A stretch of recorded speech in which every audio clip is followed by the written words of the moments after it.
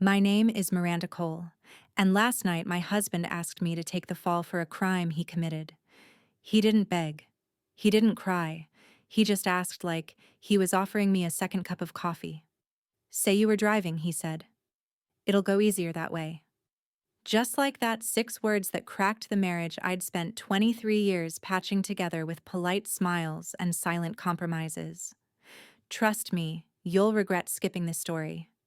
So before you sit back and listen, take a moment to like the video and subscribe to Grace's Truth. Now get in the mood to listen to this story, because it might be the ultimate sweet revenge. It was nearly 11:30 when Dean came home.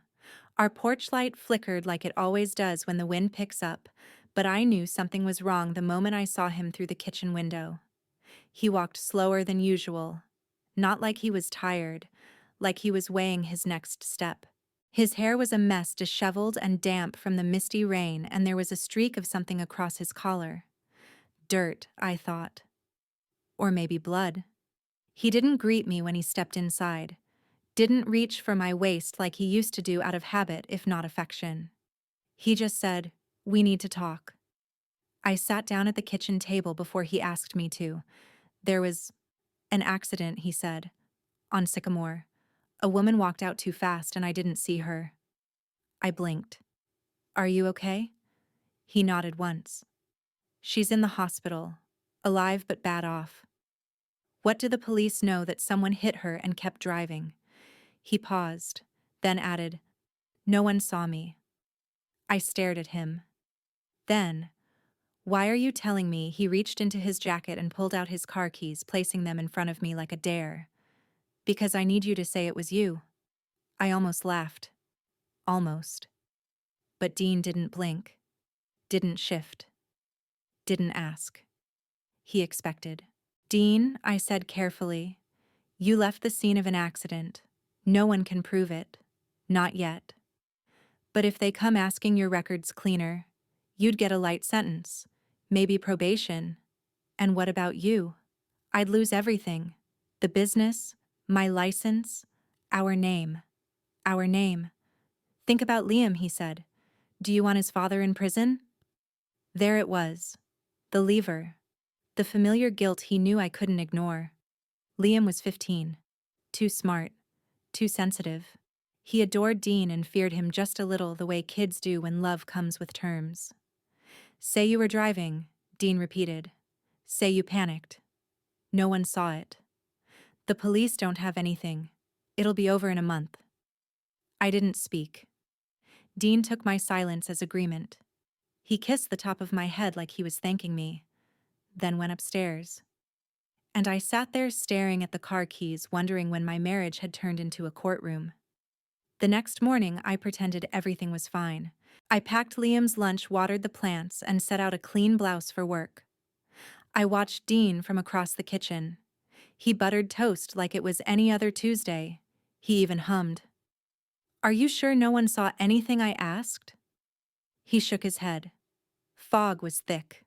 No witnesses, not even a camera. I checked this morning. You went back to the scene, just to be sure. The way he said it, calm, methodical, chilled me. He wasn't afraid. He was calculating. And I realized this wasn't the first time Dean had asked someone to protect him. It was just the first time he'd asked me to become complicit. That evening, while Dean took a call in his study, I opened his jacket from the night before. In the pocket, a crumpled receipt from a gas station 10 minutes from the accident site. Time stamped just 20 minutes after the reported hit and run. A piece of fabric was still caught in the grill of his car, barely visible behind the license plate. He hadn't even cleaned it properly, because he never thought I'd look. He thought I would obey. After dinner, Dean sat beside me on the couch and turned on the news. The story was buried behind weather updates and school board elections, but it aired. Local woman 42 struck by vehicle on Sycamore Avenue, critical condition, no suspect yet. They showed a photo, a smiling woman with soft eyes and shoulder-length hair. The kind of face that makes people believe things will be okay. Her name was Adrienne Baker. Dean didn't react, didn't flinch, didn't even breathe differently. And that was the moment something shifted in me. Because if he could hit someone and not feel a thing, what else had he done that I didn't know? Later that night, I stood at the bathroom mirror brushing my hair. Dean walked in, leaned against the door frame. "I meant what I said," he murmured. "We'll get through this. But I need you to be strong for us." "For us," I repeated. He nodded. "You've always had the steadier hands." I smiled. A small, quiet, terrifying smile, because he didn't realize those hands were already moving the pieces. Not to save him, but to finally free myself. The night of the accident, I couldn't sleep. Not because of the silence, but because of what I hadn't heard. Dean always came home loud, keys jangling, heavy steps, cursing about traffic or the school board or something the contractor forgot. But that night, he came in like a ghost. No sound. Just the closing door and the faint creak of leather as he sat in the dark. I didn't ask questions then. I told myself it was a bad day. That's what I've always done, fill in the blanks with something softer. But looking back, the signs were there. The scrape on the side mirror. The stiff way he moved like his shoulder hurt. The stain on his pants, brownish, not quite blood, but not quite not. I told myself it was mud. That lie had an expiration date, and it was ticking. That morning, after I dropped Liam at school, I parked 3 blocks away and walked to Sycamore Avenue. I hadn't been there since our old friend's baby shower years ago, when the neighborhood still felt new and overgrown with promise. Now yellow tape fluttered like cautionary ribbon at a crime scene that barely made the news. I saw it. The shattered taillight glass, the dent in the telephone pole, and worst of all, the blood. It was faint, dried into the pavement, but real. That's when I realized he didn't just clip her. He hit her head on. I stood there for a long time, long enough that a neighbor peeked out from their porch. "You okay, hon?" she called. I nodded. Just trying to make sense of it. "You know her?" "No," I said, but it came out too fast. The woman squinted. "Well, they say she might make it. She's got a teenage daughter. Pretty thing. Quiet."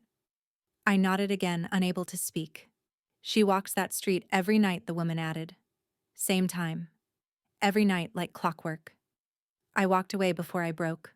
When I got home, Dean was working in the garage. I stayed in the hallway and just listened. He was humming again. Fixing something, probably the dented fender, I thought. He'd always been handy when guilt wasn't in the way. I could smell the chemical burn of paint thinner through the walls. He was erasing her, piece by piece. That evening, I made lasagna, his favorite. Not because I wanted to please him, because I needed him comfortable, talkative. He poured us wine, relaxed, slipped back into the role of doting husband. "You're quiet," he said. "You still thinking about what I asked?" I looked him straight in the eyes. "You mean your demand?" He chuckled. "Don't make it sound ugly." "It is ugly." He leaned forward. "Miranda, no one's going to get hurt from this. She'll recover. You'll serve a short probation, maybe a fine. It's clean. Neat. You're asking me to lie to the law. I'm asking you to protect this family." "No," I said. "You're asking me to protect you." That night I didn't sleep in our bed. I stayed on the couch. Not because I was afraid he'd hurt me, but because I was afraid I'd say yes. And if I said yes once, I might never say no again. So I stayed awake and wrote down everything I remembered. Every detail. Every moment.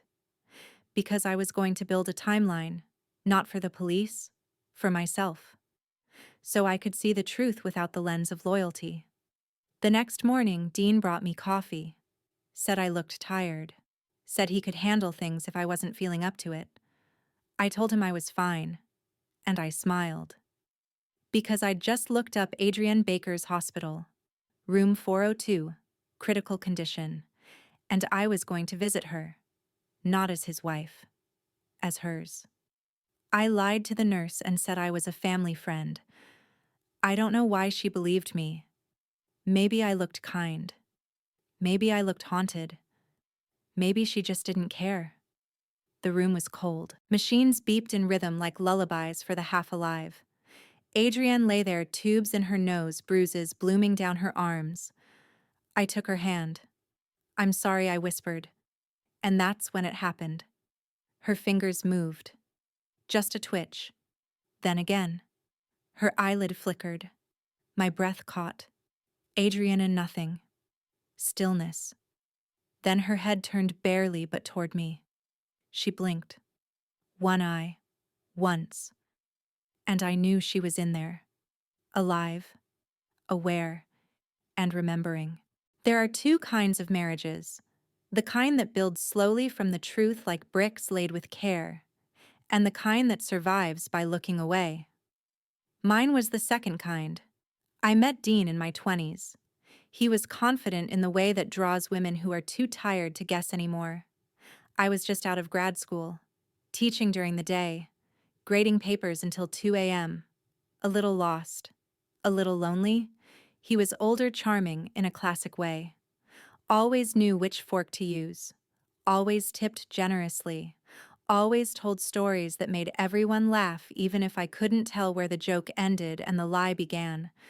But I never asked.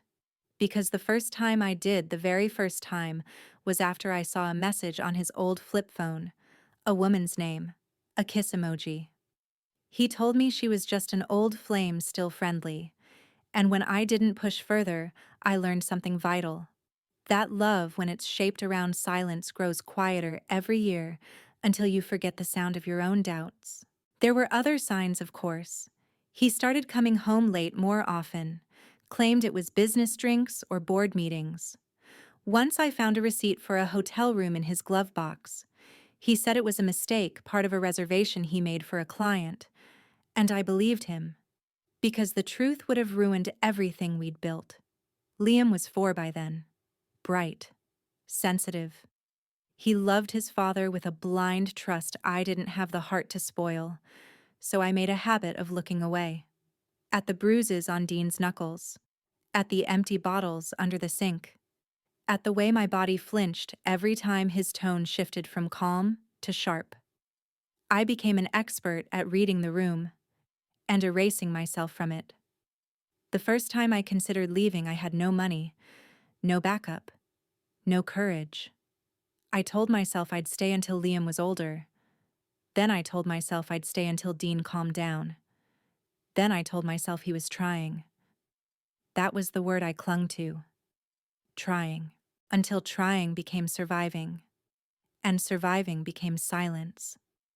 After I visited Adrienne in the hospital, something cracked open inside me. For the first time in years, I saw myself not as Dean's wife, or Liam's mother, or Ms. Cole the teacher, but as Miranda, the girl who used to write poetry, the girl who used to say no, the girl who once told her college roommate that she'd never stay with a man who made her feel small. She was still in there, just forgotten. That night, I didn't cook dinner. Dean walked in and raised an eyebrow. "Take out again, I wasn't hungry," I said. He smirked. Nervous appetite. "It'll pass. You'll see. Once the story settles, it'll all fade." He picked at the bag of takeout, eating with his hands like it was a feast. I watched him like he was a stranger. "I went to the hospital," I said. He paused. "What?" "To see her. The woman you hit." He dropped the food. Stared. "Why would you do that?" "Because I needed to look at her. To see what you did." "Jesus. Miranda." "She moved," I interrupted. She blinked.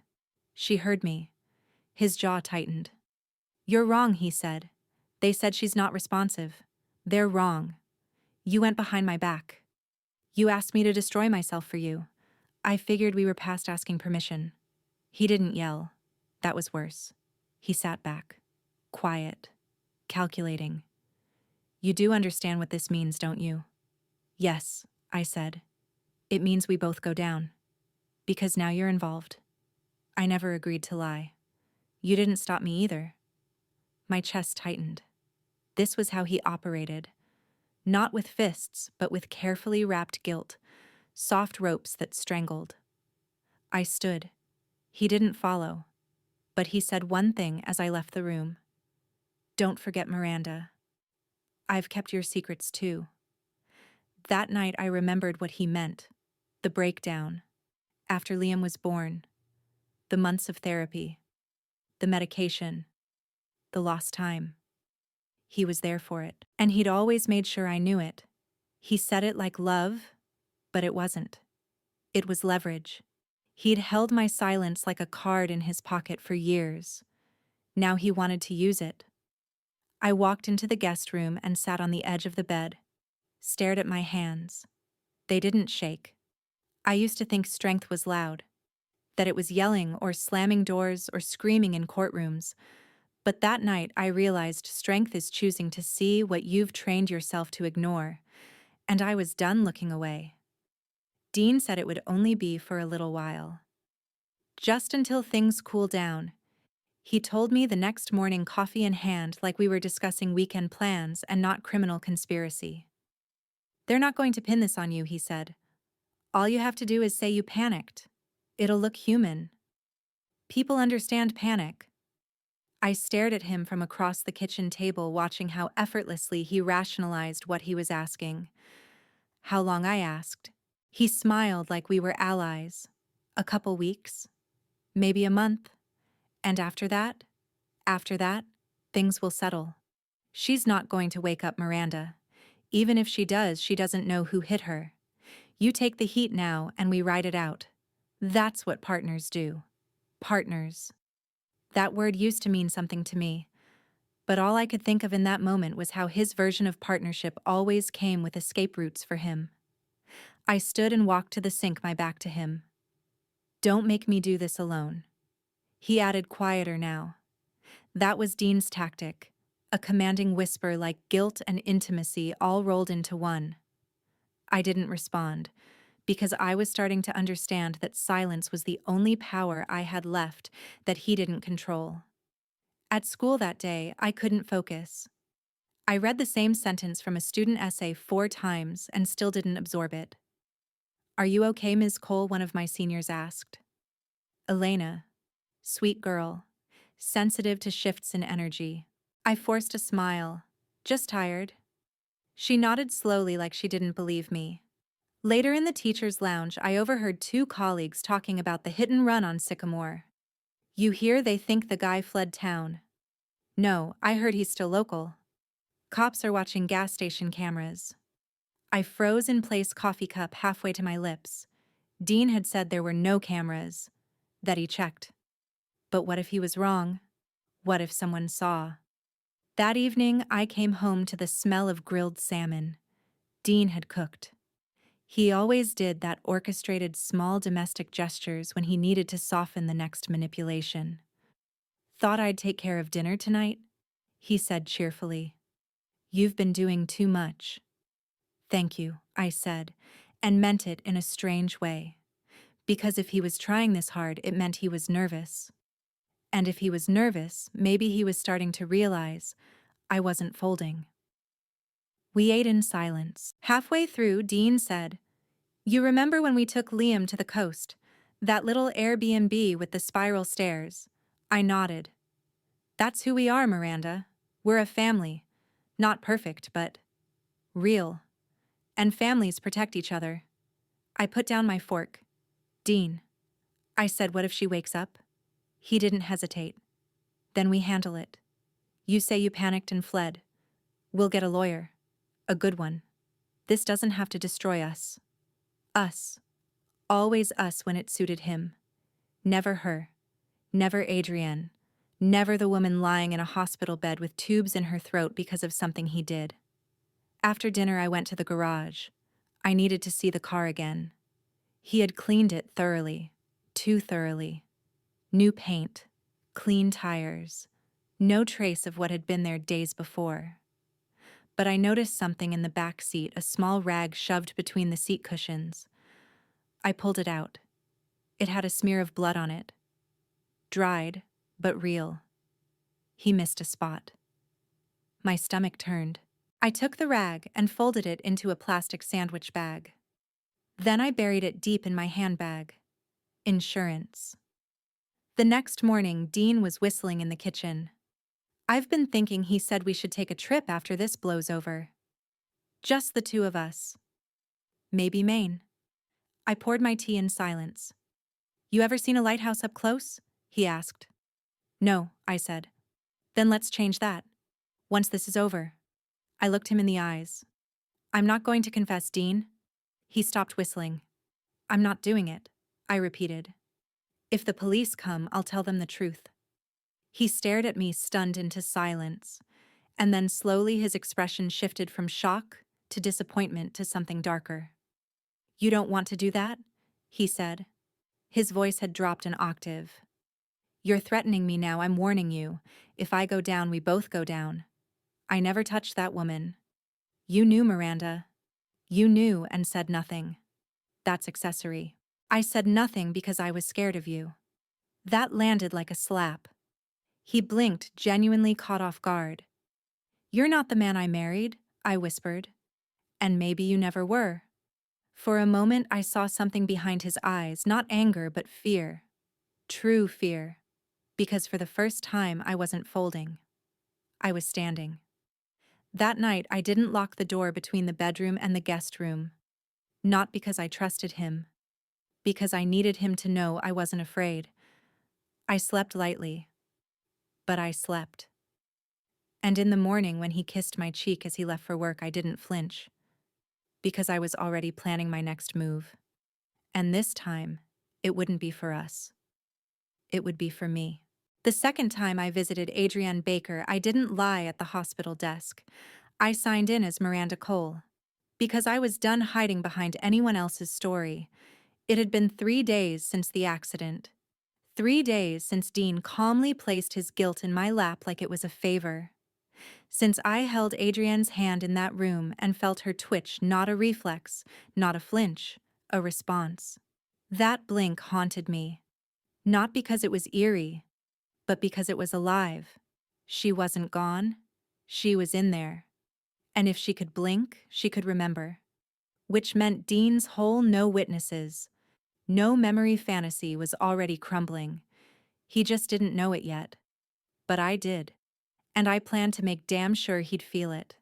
Room 402 was colder this time. They'd moved Adrienne to a different part of the floor with a slightly larger window and a quieter monitor. The nurse told me they'd reduced her sedatives. She's showing stronger brain activity, she said. Still no speech, but the eyes are responding. The daughter's been in once or twice. Poor thing. Just 17. 17. I swallowed hard. That was 1 year older than Liam. I stepped inside slowly. Adrienne lay still, her skin paler now with bruises shifting into sickly yellow. Her hair had been combed, braided loosely down one side. There was something soft about her presence even in this broken state. Hi, I whispered, sitting in the same chair I'd used last time. I'm Miranda. I came before. You might not remember me, but... I glanced at the door. No one listening. You blinked. When I said your name, you blinked. No response. The monitor kept its rhythm. But I think you know, I said gently. I think you remember more than anyone realizes. And I need you to try. My throat tightened. My husband hit you, Adrienne. His name is Dean Cole. He's trying to blame me. And I need you to wake up. I need you to tell them it wasn't me. Still no response. Then, just as I reached for her hand, her right index finger twitched. Once, then again. Then she blinked. Twice. I exhaled, shaky and overwhelmed. Oh my God, I murmured. Okay. Okay. I'm going to find your daughter, I said, standing. And then, I'm going to the police. But I didn't go to the police that day. Because I had one more person I needed to see first. The daughter. Her name was Casey Baker. I found her on Instagram. Public profile. Mostly photos of her dog and coffee and moody lighting through her bedroom blinds. A 17-year-old trying to process a reality she hadn't chosen. There was one photo that stopped me cold, a selfie taken outside Adrienne's hospital window. The same braid, the same soft features. The caption read, "Still fighting. I see you." I sent her a message. "Hi, Casey. My name is Miranda. I'm connected to what happened. I'd like to talk. I think I know who hit your mom. I'm not a cop. I'm not looking for drama. Just truth." I didn't expect a reply. She answered within the hour. "Where?" "We met at a quiet park near the hospital." She wore a black hoodie and jeans and sat on the far end of the bench like she wasn't sure if she should run or stay. "I'm not here to scare you," I said first. "You know who did it, I do. Why haven't you told the police?" Because I hesitated. "It's complicated and dangerous. But your mom?" She blinked at me. She moved. Casey's eyes welled up instantly. She turned away, pretending to look at her phone. "No one believes me," she whispered. "They think I'm being hopeful, delusional." She heard me. "I'm sure of it." We sat in silence a few seconds. "My stepdad left when I was 9, she said suddenly. "It's just been me and my mom. She's everything. She works 2 jobs. She volunteers at a shelter. I don't even know who she pissed off to deserve this." "She didn't piss anyone off," I said. "She was just in the wrong place at the wrong time, with the wrong person." Who? I looked at her. "My husband." She didn't flinch. She just stared at me, her mouth slightly open. "Why would you protect him?" she asked. "I'm not." "You didn't go to the cops." "I went to your mom. And now I'm here. Because this has to be done the right way. Carefully." She looked down, then back at me. "You're scared of him." I was. "Are you still?" I thought about that. Then shook my head. "No," I said. "Not anymore." When I got home that evening, Dean was sitting in the living room, drink in hand, TV off. "You've been out," he said, without looking at me. "Yes." "With who?" I didn't answer. "Miranda," he said, his tone clipped. "We talked about this. You need to be smart about how this plays out."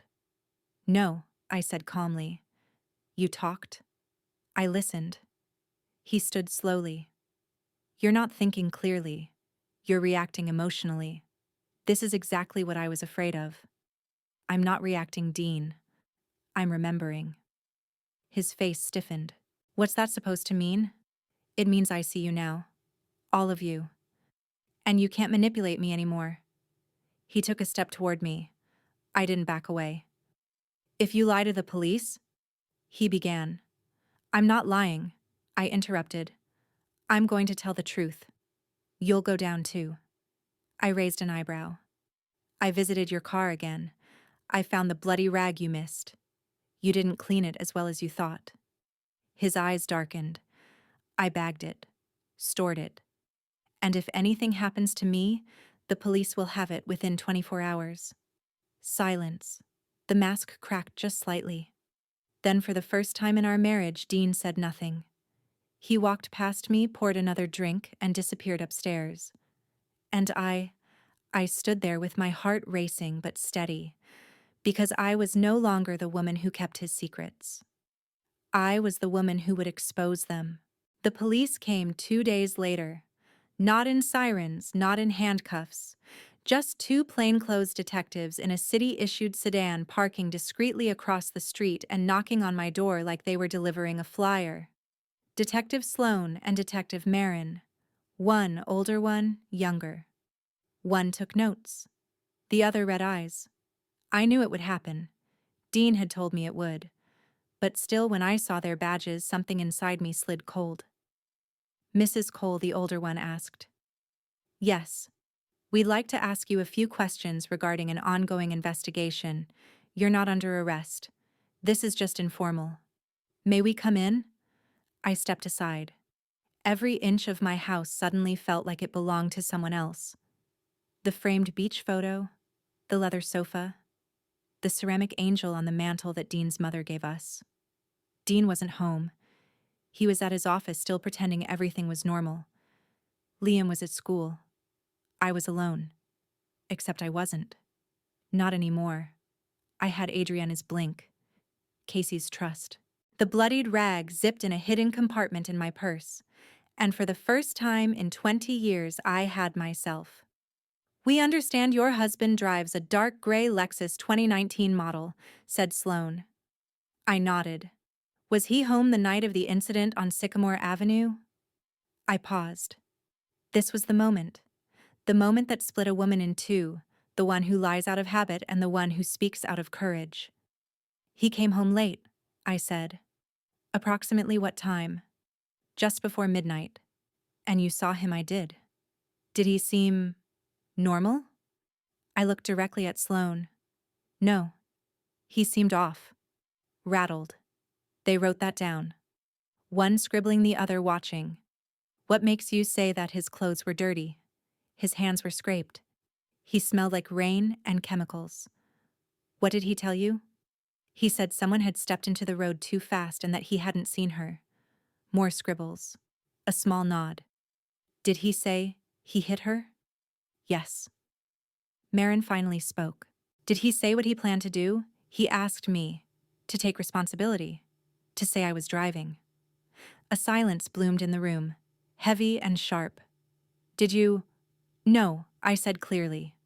"Why not?" "Because it wasn't true." Sloane closed his notebook. "Mrs. Cole, are you willing to make an official statement?"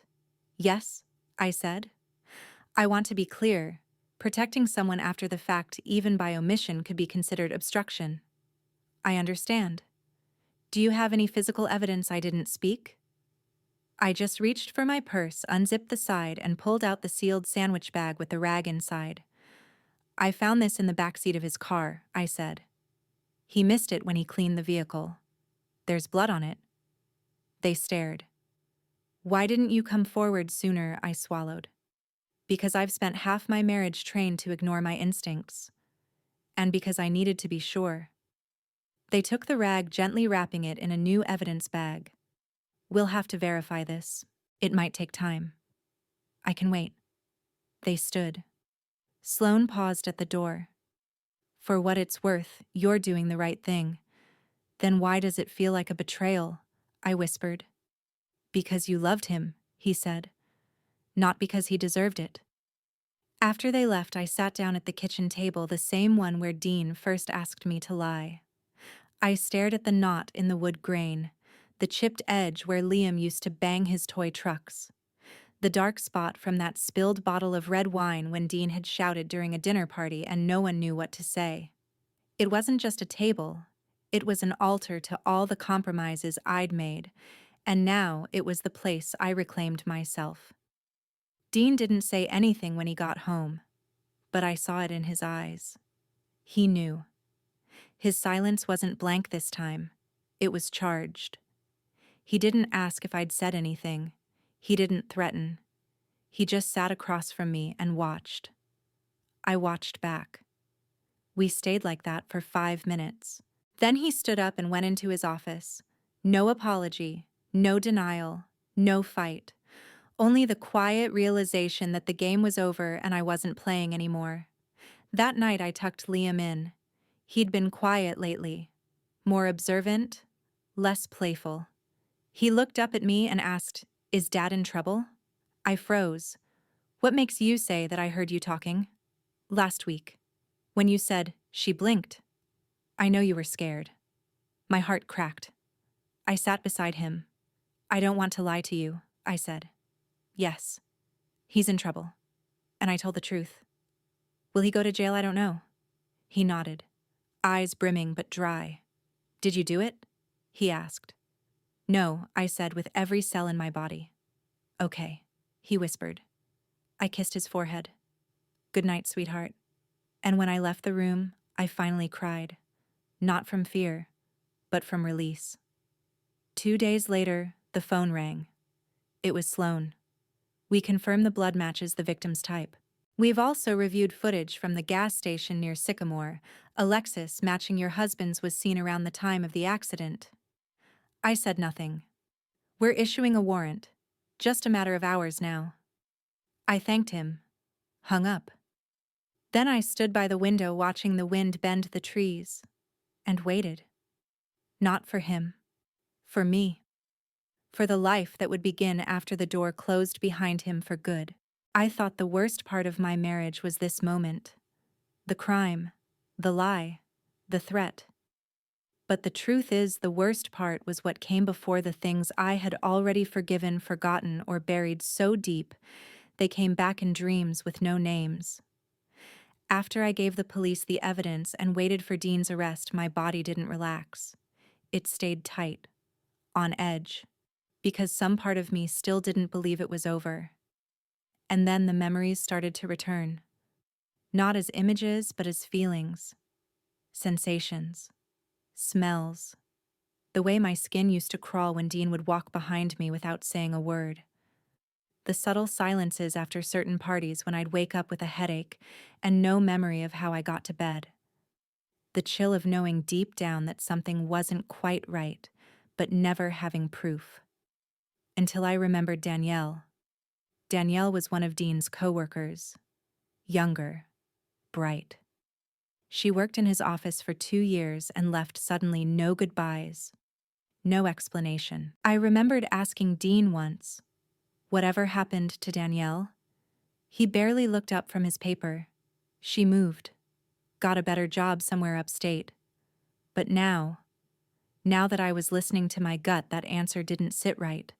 So I did something I hadn't done in years. I looked her up. She wasn't hard to find. Danielle Berger, now a personal trainer, living 2 towns over. No connection to Dean's company anymore. I messaged her through her business page, told her I was an old friend of Dean's, that I needed to ask her something important, that I wasn't selling anything, just chasing the truth. She replied that same afternoon. Meet me somewhere public. We chose a bookstore cafe. Quiet, neutral, with walls of fiction to cushion the weight of reality. When I walked in, I almost didn't recognize her. She looked stronger now, leaner. Her eyes were harder. "Miranda," she asked. I nodded. We sat, ordered coffee. She didn't waste time. "You want to know why I left?" I nodded again. She studied me as if deciding whether I could handle the answer. "He never touched me," she said. "Not technically. Not in a way I could report. But he made the office feel unsafe. And when I told HR, they shrugged. What did he do? He'd corner me in the break room, talk about my body, tell me my energy was dangerous, like I was asking for attention. Then he'd get angry when I didn't laugh. He never left bruises, just bruised the air around me. My hands clenched in my lap. "Why didn't you press charges?" Danielle shrugged. "Because it would have gone nowhere. Because he was good at hiding it. Because I just wanted to leave." And when I told him I was quitting, he smiled and said, "Probably for the best. People like you don't last long anyway." A silence passed between us. Then she leaned in. "I wasn't the first," she said. "He told me that once after a few drinks at the office party. He said, 'You girls always cry wolf. Never learn.'" I swallowed hard. "You believed him?" I asked. I believed he believed it. She leaned back. "Why are you asking me this now?" I looked her in the eyes. "Because I think he hurt someone else. And this time, it wasn't just words." That night, I didn't go home right away. I drove past the police station, past the hospital, past the high school where I taught Shakespeare and symbolism and stories, where villains wore masks. Then I parked in front of my house and just sat there. I could see Dean through the window, sitting in his chair, reading, as if nothing had changed, but everything had. Because now I knew. It wasn't just this one act, this one moment.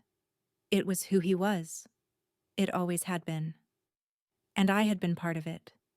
Maybe not by doing, but by allowing, by silencing myself, by choosing to survive instead of confront. Inside, he greeted me casually. "You were out late." "Book club," I lied. "Didn't know you still went." "Sometimes I do." He watched me for a second too long, then smiled. "I've been thinking," he said. "Maybe you were right. Maybe we should talk to someone, a lawyer, just in case." I blinked. "That's a good idea," I said softly. "But I already did." His smile faltered. What I spoke to someone. They'll call you tomorrow." The look on his face was almost impressed, like I'd just played a card he hadn't expected. "You're serious about this," he said. "I am. You know this could ruin our family." I nodded. It already did. He stood still for a moment, then sat back down. No yelling, no threats. Just the slow realization that the version of me he'd counted on wasn't here anymore. That night, Liam came downstairs for water. He found me sitting in the dark kitchen staring out the window. "Mom," I turned startled. "Sorry. Didn't mean to wake you." He looked at me carefully, then asked, "Are we going to be okay?" I wanted to say yes.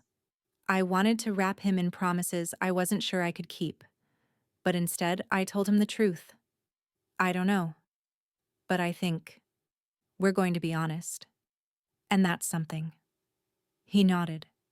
And for the first time in weeks, I saw a flicker of trust in his eyes. Not in Dean, not in fate, in me. It wasn't until the police began building their case in earnest that I reached out to my sister again. Grace. We hadn't spoken in nearly 5 years, not since the night she stormed out of our mother's funeral reception accusing me of siding with Dean over family, over blood. Back then, I told myself she was dramatic, that she never liked him anyway, that she wanted to stir things up because her own life was a mess. But now, with everything unraveling, I wondered if she had seen something I hadn't, or maybe had refused to see. So I called. When her voice answered hoarse and distant, I almost hung up. "Grace. It's me. Miranda." A pause. Not silence, just calculation. "Wow," she said at last. "Didn't expect to hear from you. What's wrong?" It wasn't a question of concern. It was a question that assumed the answer was everything. We met at a coffee shop halfway between her town and mine. She was older now. Older than I remembered, though, only 2 years my senior. Crow's feet, uncolored hair, deep laugh lines carved by everything but laughter. Still, her eyes were the same sharp, unflinching, always waiting for the truth that people tried to hide. We sat without speaking for a long minute. Then she said, "So is it Dean?" I nodded. She didn't look surprised. "I knew it would be," she said. "What happened?" "He hit someone," I said plainly. "With his car. Left her in the street." Grace stared, then exhaled through her teeth. "And let me guess, he asked you to take the fall." I nodded again, and her face broke into a bitter smile. "I told you," she whispered. "Years ago. But you wouldn't listen. I wasn't ready." She stirred her coffee like it had betrayed her. "He asked me once too," she said. I blinked. "What?" Grace looked up, her voice low but steady.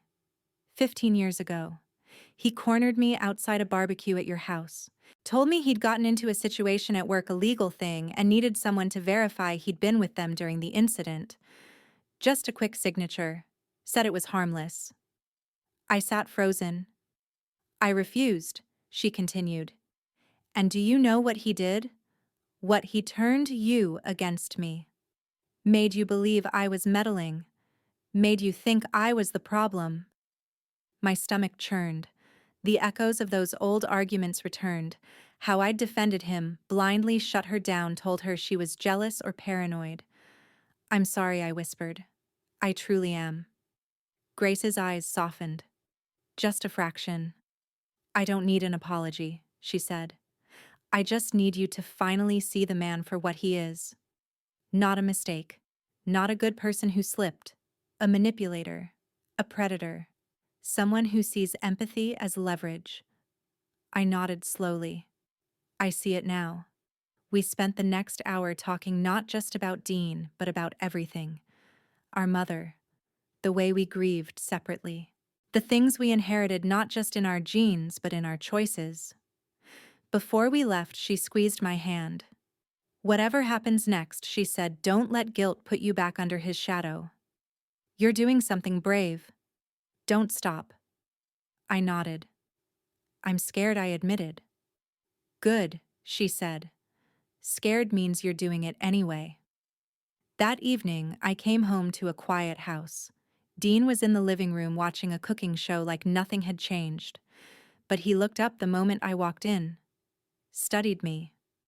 You talked to her, didn't you? He asked. I didn't answer. I saw the number in your call log, he added. So he had checked my phone. Of course he had. She told you lies, he said. No, I replied. She told me the same story you're telling now, just from the side of the person you used. He stood. I've never heard anyone who didn't ask for it, he said. I stared at him, stunned. He realized what he'd said a second too late. That's not what I meant. It's exactly what you meant, I said quietly. And it's why you're going to lose. He took a step forward, but I held up my hand. I've spoken to the police, given them what I have. They're coming, Dean. And if you have any decency left at all, you'll tell the truth before they arrive. His face twisted into rage, into regret, into something unrecognizable. I gave you a life, he hissed. You were nothing when I met you. No, I said. I was free. You just taught me how to forget it. That night, I locked my bedroom door. Not because I feared he'd hurt me, but because I feared how easily he could still twist things if I gave him the chance. Liam slept through the storm. The wind shook the shutters. The rain tapped the windows like someone begging to be let in. But I didn't move. Because I had everything I needed. A sister who had warned me. A woman who had blinked. And a conscience finally clear enough to face the dawn. I didn't expect to see the girl at the hospital again. But there she was in the waiting room outside ICU, knees tucked to her chest, a backpack slouched beside her like a worn-out companion. Her earbuds dangled loose around her neck. Her hair was tied back with a frayed scrunchie. She looked so small for someone bearing so much. I hesitated. Because what do you say to the daughter of the woman your husband left for dead? She noticed me before I could retreat. Her eyes met mine, not curious, not friendly. Wary. Like she knew what I was. Like she'd seen too many adults walk in with guilt and leave with empty condolences. I approached slowly. Casey, I asked. She stood, crossed her arms. Do I know you? I nodded gently. We messaged a few days ago. Miranda Cole. Her lips tightened. Right. The wife. I'm sorry to intrude. She shook her head. You're already here. We stood in awkward silence until I said the only thing that felt real. Your mom moved her hand. I was here. I saw it again. Something in her eyes shifted, a tiny tremor of hope buried beneath layers of practiced numbness. She's trying, I said. She's still in there. I know, she whispered. Everyone talks like she's already gone, but I feel her, like she's listening. She is. We sat in a corner of the waiting room. I offered her the vending machine coffee I had just grabbed, but she waved it off. I'm not here much, she said, eyes on the scuffed tile floor. They keep telling me to focus on school, but I can't concentrate. I sit in class and think about what her last thought was before she hit the ground. Her voice cracked. She didn't cry. My teachers are nice about it. One of them lost his mom in a car accident. He checks in every week. You have people looking out for you, I said. Yeah. But they can't do anything. They can't fix anything. No, I agreed. But someone can. She looked at me. I don't know what I'm supposed to feel about you, she said. You're not the one who hit her, but you're close. I know. I want to hate you, she whispered. But I don't. And that makes me feel worse. You don't have to decide anything right now, I said. But I came because you deserve to know something. She sat up straighter. I gave the police the rag he left in the car. I told them the truth. About the night. about the lie he asked me to tell. Her eyes widened. They're going to arrest him. Soon. A long silence, then barely audible. Good. That night, I sat alone in my car outside the hospital. My phone buzzed. A text from Casey. Thank you. For not protecting him. For believing she matters. I stared at the message for a long time, believing she matters. I thought about how many times I'd minimized myself to keep my marriage intact. How many times I'd said it's not a big deal just to avoid Dean's icy silence. How many times I'd chosen peace over truth, not realizing they weren't the same thing. Adrian mattered. Casey mattered. And maybe I mattered too. When I got home, Liam was on the couch, headphones on, watching some show on his tablet. I sat beside him. Hey, I said softly. He paused the show, took off one earbud. What's up? There's something I want to ask you. He blinked, wary. Do you remember the night of the accident? Your dad, did he say anything to you when he came home? Liam thought. His brow furrowed. He said something weird. What was it? He walked into my room and asked if I'd heard anything. I thought he meant like thunder or sirens or something. Did you know? I was asleep. But then he said, sometimes people come out of nowhere, like they're asking for it. The breath left my body. I asked what he meant and he said, never mind. Go back to sleep. I reached over and held his hand. Thank you for telling me that. Is Dad going to jail? Yes, I said. He is. Liam stared at the blank television screen for a long moment. Good. And just like Casey, he meant it. I didn't sleep that night. Not because I was afraid, but because I was awake. Truly awake for the first time in years. The sound of the wind outside didn't haunt me. The creaks of the floorboards weren't threats. And when the first light of dawn crept through the blinds, it felt like grace, quiet, unexpected, and wholly earned. I didn't know Liam had been listening the night Dean and I fought in the hallway. The conversation hadn't even been loud, if anything. It had been sharp with tension, like a blade pressed to silence. Dean's voice was cold and controlled mine, low and steady. We thought we were alone. We were wrong. Because the next morning, Liam wouldn't look me in the eye. He sat across from me at the kitchen table, spooning cereal into his mouth like it was the only thing he could control in his life. His movements were robotic, too quiet. No music from his phone, no YouTube videos blaring from the corner, just the ticking of the clock louder than breath. Liam, I said. He didn't respond. I touched his wrist gently. Sweetheart, look at me. He did. Slowly. And I saw it, the hurt, the understanding, the horror. You heard us last night, I said softly. His bottom lip trembled. He threatened you. I nodded. Yes. You're still here. I swallowed hard. I'm staying because I need to be here when it ends. I need to make sure it's done right. And then, I'll go. We'll go. If that's what you want. He looked down. Then, without looking up, why didn't you leave earlier? It was the question I'd been asking myself in one form or another for 2 decades. I didn't think I could, I said honestly. And for a long time I believed if I just stayed quiet, things would get better. He nodded. They didn't. No, they didn't. He pushed the cereal bowl away, appetite gone. You always told me to do the right thing. That lying has consequences. I know, I whispered. Were you lying too? All those years I took a breath. I was lying to myself. And maybe, to you too. But not to hurt you. To protect you. He didn't reply. I know that's not good enough. But I promise you, from this point forward, no more lies. He stood up, grabbed his backpack, and walked toward the door. Before he left, he turned back. I heard everything he said to you, Liam said. And everything you said back. You're not weak. Just late. Then he was gone. That line echoed through me all day. You're not weak. Just late. It was both a wound and a salve. And maybe that's what healing actually feels like, not comfort, not calm, but clarity.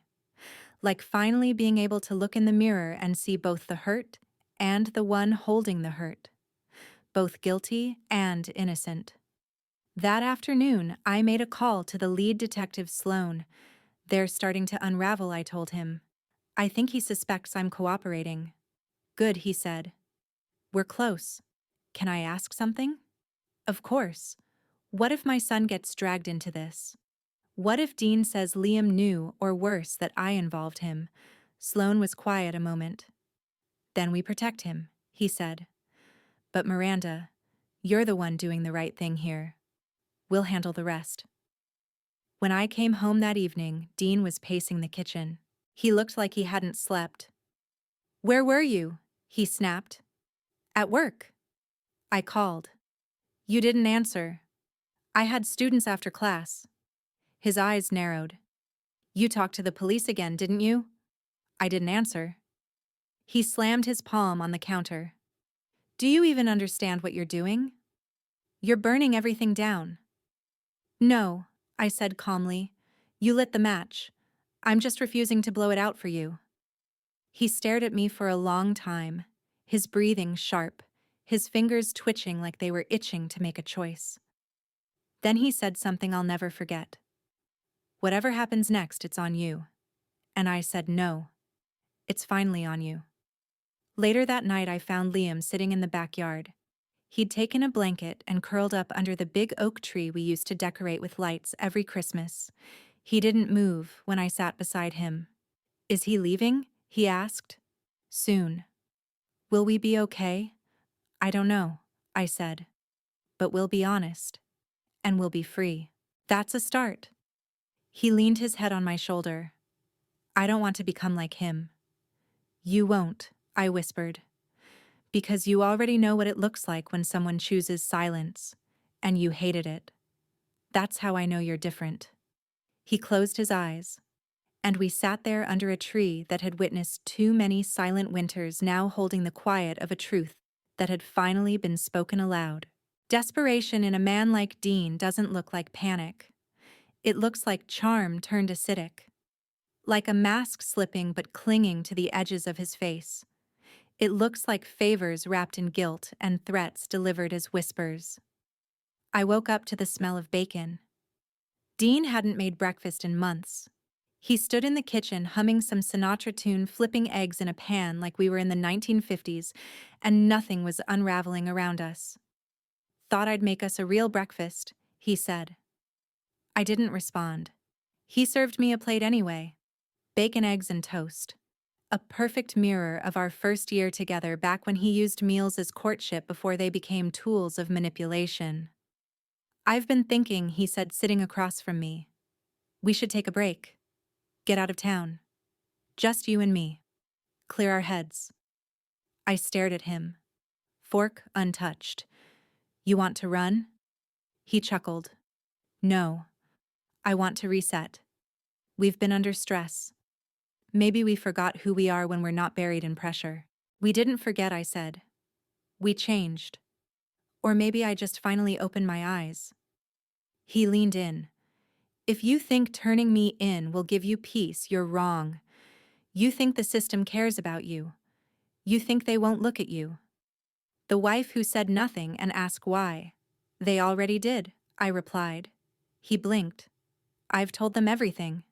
He stood abruptly, knocking over his coffee cup. You really want to destroy Liam's life like this? I rose too. Calm. No, Dean. You did that.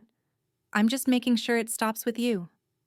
He grabbed his coat, muttering something under his breath I couldn't hear, slamming the door behind him.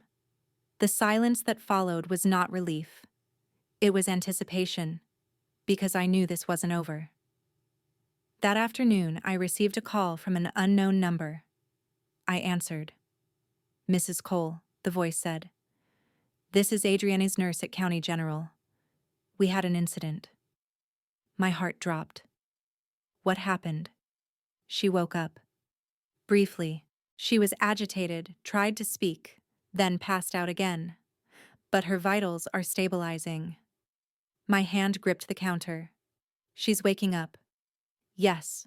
Slowly. But it's happening, I whispered. Does she remember anything? She tried to say something. It sounded like a name. She kept trying to form the letter D. Dean. I thanked her and hung up. Then I texted Detective Sloan. She's starting to remember. It's coming. Dean didn't come home that night. I didn't expect him to. But just in case, I packed a bag for Liam. Just the basics: clothes, toothbrush, the worn hoodie he never traveled without. I called Grace. If anything happens, if Dean comes to the house when I'm not here, or if Liam needs to go somewhere safe. I'm 5 minutes away, she said. Just say the word. Then, you sure you don't want to come now? I'm not leaving until he's gone. Grace was quiet. Just don't wait too long, Miranda. Cornered men lash out. I know. I mean it. The closer the truth gets, the more dangerous he becomes. I looked out the window at the dark street. I think he already is. At 3 a.m. I heard tapping. Not a knock. A deliberate, soft tap on the front door glass. I froze. I looked at the hallway. Liam's door was shut. I crept to the window, peeled the curtain back. Dean stood outside. No coat. Just a hoodie. Hair messy. Eyes. Not angry. Not wild. Empty. I opened the door, an inch chain still locked. What do you want? I asked. He didn't answer at first. Then I can't sleep. That's not my problem anymore. He leaned against the doorframe. I went to the hospital. They wouldn't let me see her. You think showing up now makes it better? I didn't mean for any of this. You meant to flee the scene, Dean. You meant to clean the car. You meant to ask me to lie. Everything else is just consequence. I loved you. You controlled me. I gave you a life. No, I said, you took mine. He looked at me with something between grief and rage, like he couldn't tell the difference anymore. Please, he whispered, don't let them arrest me. Don't let them make me the monster. You did that all by yourself. And I closed the door, locked it, and finally walked away from it without flinching. In the morning, Sloan called. We've got enough to move, he said. We're picking him up today. I closed my eyes. Be careful. We always are. I looked over at Liam eating quietly at the table. He looked up. Is it time? I nodded. Good, he said. And I believed him. Because this time, when the door closed behind Dean, it wouldn't be with fear. It would be with finality. They arrested him at work. The officers were discreet. No sirens, no spectacle. Just a pair of detectives in black suits walking into the office where Dean had spent years perfecting his persona. Where he played the role of the charming director, the dependable mentor, the man with a framed photo of our family on his desk. I watched it happen from my car across the street. He didn't see me. He didn't need to. His hands were behind his back before the receptionist even realized what was happening. His face was pale, his eyes darting to see if anyone had their phones out. Of course they did. These days, shame is documented. And for once, it wasn't mine. When the door to the precinct closed behind him, a part of me thought I would cry, that I would mourn something. Our marriage, his betrayal. The 22 years I spent building a life on a foundation I now knew was rot. But I didn't cry. I exhaled. Long, deep, final. As if my lungs were being handed back to me. Sloan met me in the side lot. He didn't smile, but his face was gentler than usual. It's done, he said. At least the beginning of the end. Did he resist? No. Not physically. But he asked for a lawyer before we could get a word in. He knows the game. I nodded. He'll make bail, Sloan added. You should prepare for that.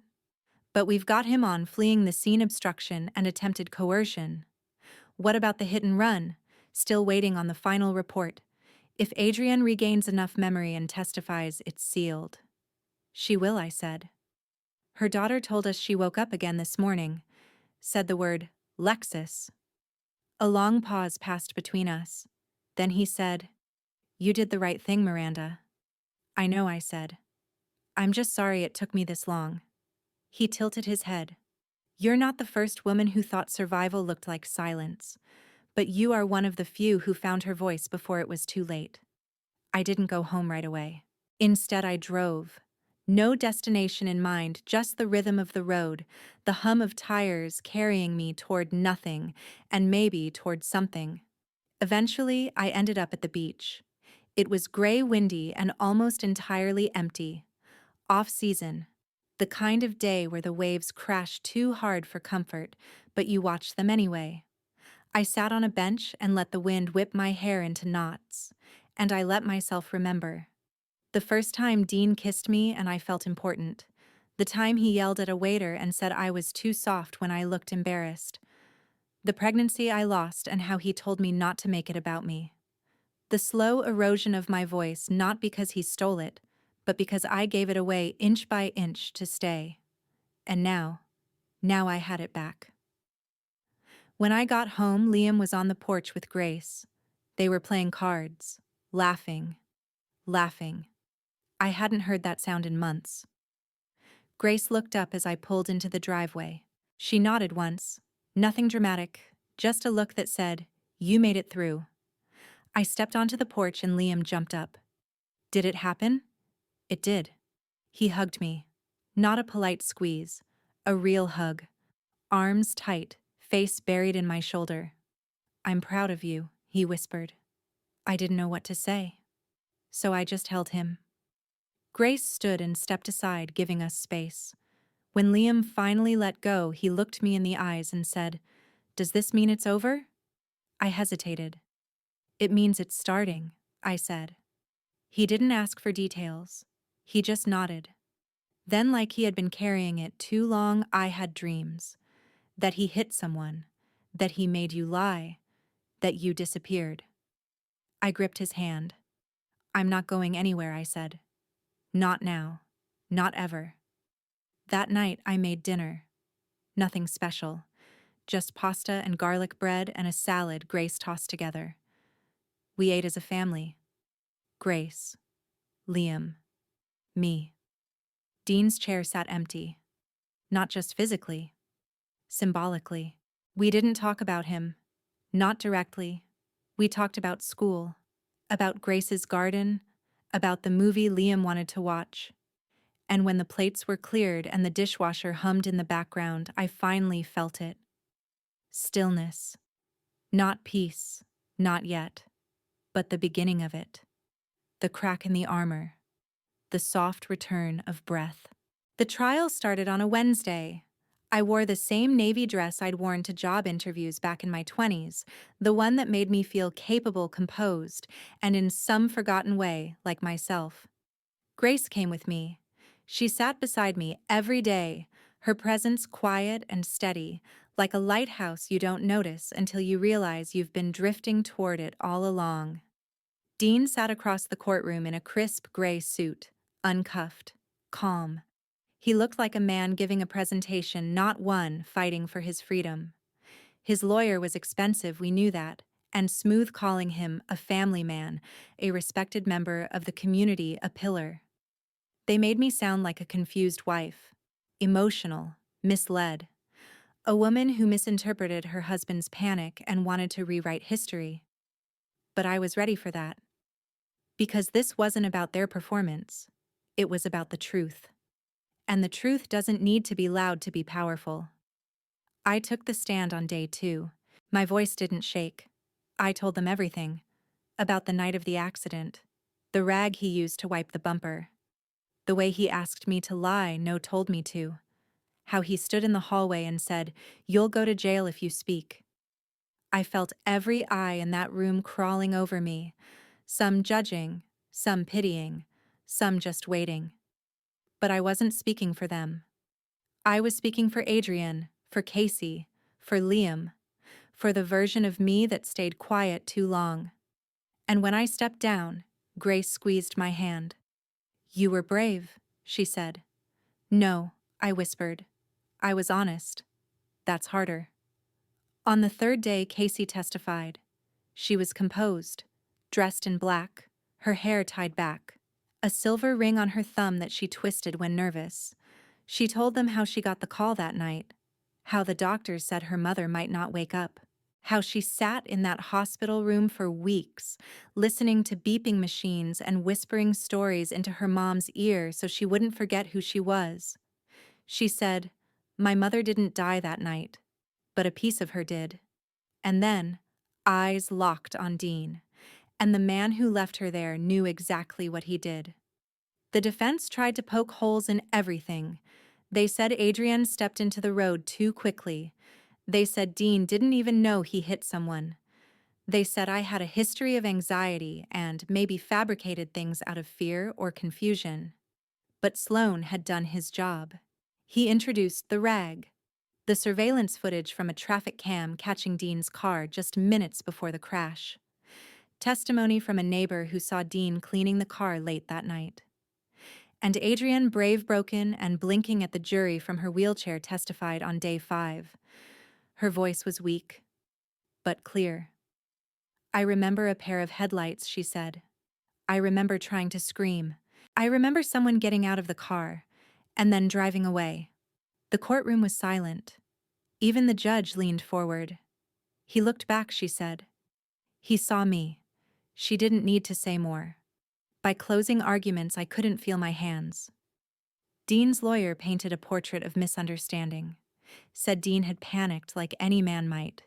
Said he was remorseful, not malicious. But remorse doesn't clean a bumper. Remorse doesn't coach your wife on what lie to tell. Remorse doesn't flee. Our lawyer ended with this: accountability isn't a punishment, it's a mirror. And sometimes the bravest thing a person can do is stop looking away. The jury took 2 days, 48 hours of pacing, whispers, coffee cups stacked like barricades. When they filed back into the courtroom, I couldn't look up. Not until the foreman said the words, "We find the defendant guilty of fleeing the scene, of obstruction, of reckless endangerment." Dean didn't flinch, didn't cry, didn't speak. But for the first time in 22 years, I saw something crack behind his eyes. Not fear, not sadness, powerlessness. And it was almost enough to make me feel sorry for him. Almost. Outside the courthouse, reporters waited. Microphones, flashes, questions. But I didn't stop. I took Liam's hand and walked through the noise like it couldn't touch us. Like we were already somewhere else. Somewhere safer. The day after the verdict, the house was quiet in a way I had never experienced. Not just because Dean was gone, but because for the first time in years there was no dread pacing the hallways, no tension lurking behind closed doors, no waiting for the next mood swing or silent punishment. It was the kind of quiet that begged to be trusted. I wasn't there yet. Liam came downstairs late. His hair was messy, and he wore his favorite hoodie, the one with the sleeves too long, the one I used to patch up every winter. He opened the fridge, stood there for a second, then turned around. "Is it really over?" he asked. I didn't know how to answer that. "It's over for now," I said. "But healing, that's something we'll do every day." He didn't push further. He just nodded. And I saw something soften in his shoulders. A release. Maybe that's what safety looks like, not a locked door, but a child finally able to relax. Dean was sentenced 2 weeks later. 3 years in prison. Not nearly enough if you ask me, but enough for a start. The judge spoke clearly. "Your actions reflect not just cowardice, but deliberate manipulation. You left a woman to die and tried to use your own wife as a shield." Dean didn't speak at his sentencing. No apology, no breakdown, just silence. I used to find that silence intimidating. Now I know it for what it is. Emptiness. Grace stayed with us for a while. She cooked dinners, told Liam stories about their grandmother, the funny ones, not the tragic ones. She helped me clear out the attic. We found boxes of Dean's old paperwork photos, dusty keepsakes I didn't remember saving. I put most of it in a donation box, but one photo, the three of us at a state park, Liam on Dean's shoulders, I kept. Not for sentiment. For proof that even lies can look beautiful in the moment. I tucked it into a drawer I rarely open, to remind myself how far we'd come. One afternoon, Casey and Adrienne came by. Adrienne had regained partial mobility in her left side. Her voice was slow, deliberate, but powerful. We sat in the backyard sipping lemonade and talking about anything but the trial. "I didn't think I'd live," Adrienne said plainly. "And now I have to figure out how to live all over again." "You will," I said. "You already are." She looked at me and smiled, not with gratitude but recognition. "I didn't realize how many women live their lives half asleep," she said. "I was one of them," I replied. "Now I can't unsee the truth." Casey sat beside her mother, quiet but steady. "She's stronger than she's ever been," she said. "She always was," Adrienne corrected. "She just finally has room to show it." When they left, Liam came out to the garden and handed me a notebook. "What's this?" I asked. I started writing. Just thoughts. Stuff I couldn't say out loud. I opened it. First page. "What if your hero turns out to be the villain?" I looked up at him. "Can I read it?" He nodded. And I did. Every word. Every messy, beautiful line. He wasn't just surviving this. He was finding himself through it. And that made all the rest worth it. That night, I went for a walk alone. The stars were sharp and clear, the kind of sky that makes you feel small and powerful at the same time. I passed the old park bench where Dean proposed. I passed the church where we married. I passed the school Liam once played t-ball behind back, when everything still seemed possible. But I didn't grieve. I let those places belong to the past, because they did. And I had no interest in dragging ghosts into the future. My name is Miranda Cole, and the day my husband was sentenced wasn't the day I felt free. Freedom came slower, quieter. It came in the form of empty space room I hadn't had before to breathe, to think, to be. It came when I realized I didn't need to check the locks 3 times before bed. It came when I woke up and didn't flinch at silence. It came when I walked into a room and didn't feel the need to apologize for taking up space in it. And yes, it came when I looked at my son and saw that he was okay. Maybe even better. I started teaching again. Not full-time, just a literature course at the community center. Mostly women my age. Some starting over after divorce. Some escaping situations that looked an awful lot like mine. Some just needing stories to carry them through. We read authors who told the truth even when it was ugly. On the last day of class, I told them something I'd never said aloud. Sometimes survival looks like silence, but healing. Healing only begins the moment you speak.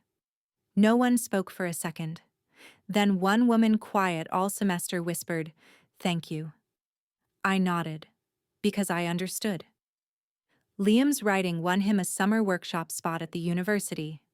He printed out the acceptance email and taped it to the fridge right over the spot where Dean's calendar used to hang. Progress, I guess, has a strange kind of poetry. Grace came by once a week now, always with something warm from her kitchen and something sharp from her mouth. She had become the thread that sewed our little family back together. "Next time you pick a man," she said one night over soup, "make sure he's not just charming. Make sure he's kind." "I'm not picking anyone for a while," I told her. She raised a brow. Smart. We never heard from Dean again. He didn't write, didn't call. And when the divorce papers went through, he signed them without note or resistance. It was anticlimactic. But maybe that was fitting. Because in the end, he wasn't the storm. He was the dam, and once it broke, the real flood was truth. cleansing and relentless. And now the ground is finally dry. Sometimes I wonder what would have happened if I hadn't spoken up. If I'd taken the fall, lied to the police, lied to my son, lied to myself. Where would I be? But then I remember Casey's eyes, Adriani's voice, Liam's hands when he handed me that journal. And I know I did the only thing I could live with. Even if it cost me everything I thought I had. Because the truth saved us. All of us. So if you're still watching, and you've made it this far, here's what I'll leave you with. Secrets rot in silence. But truth, even when it burns, is the only thing that can rebuild. If someone you love asks you to carry their sin, their crime, their shame, remember that love doesn't ask for sacrifice. Manipulation does. You are not responsible for someone else's wrongdoings, no matter what vows you took, no matter how long you stayed. You are not a shield. You are not a scapegoat. You are not theirs. You are your own. Thank you for listening to my story. If you've ever been in a situation where you were pressured to stay quiet, I see you. I believe you. You're not alone. And if this resonated with you, please share your own truth in the comments. We're building something honest here at Grace's Truth. Subscribe and come hear the stories others were once too afraid to tell. You're safe here now.